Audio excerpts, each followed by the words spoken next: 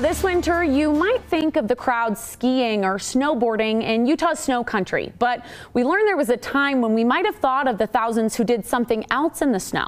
Ice skating.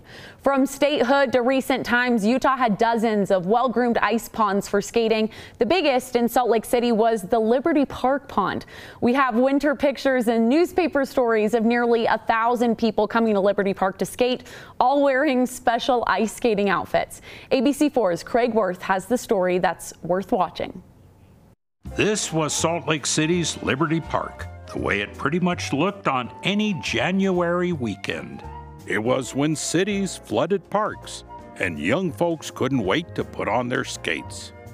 In 1909, the newspaper said 300 rushed to Liberty Park for the December season opening. The ballpark was also made into a rink. 13th South in Maine was a rink. State and Third was made into a rink as skating was called a popular diversion. Yes, it was when everyone's hometown park became a rink. And a rink was a place a kid could shuffle around, usually with the coaching of a parent. Now that didn't help, as what shuffles on ice, well, will fall down. Oh yes, that is me.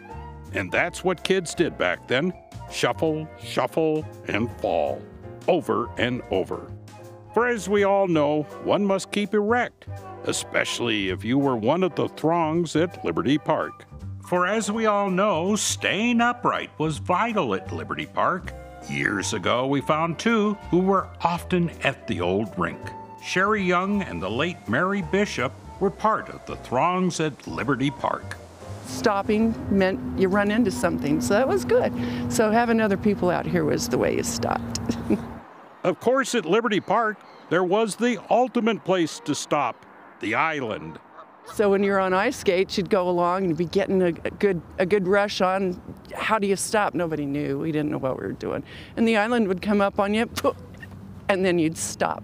And that was what the island was for, in my mind. Skating was certainly the craze, going back even 100 years ago, when the fashions were geared to skating. The Salt Lake newspapers reported the craze reached high society. Now, how popular was outdoor ice skating? Well, 500 joined in one contest at Liberty Park in the 1930s. 900 slid across Liberty Park on opening day in 1943, many with their new fancy skates on sale for just over $5 a pair. Yes, even in the 1950s, you could get skates for $3.99, and that was a lot cheaper than buying skis for a little over $22 complete with bindings. The popularity? Well, this just gave parents something to worry about. In 1921, all wondered, have skate athletes gone the limit with amazing acrobatic feats demanded by the newest craze in ice skating? Oh my, the spread eagle, how dangerous. Or in my case, the 3-inch shuffle, shuffle, shuffle. Kids never understand why parents worried. We never drowned, number one. I mean, it's 2 feet of water. And so we never drowned. We never sprained our ankles. We never hurt our knees.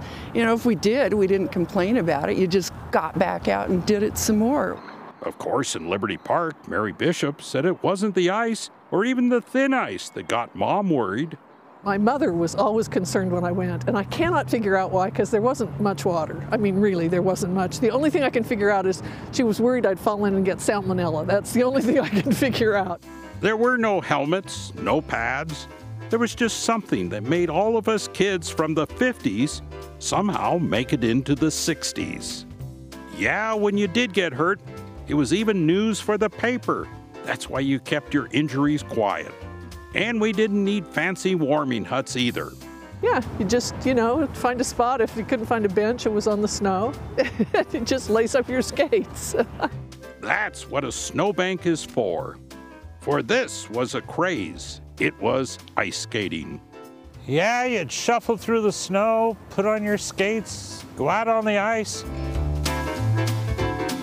Gee, that was fun. Craig Wirth, ABC 4 News.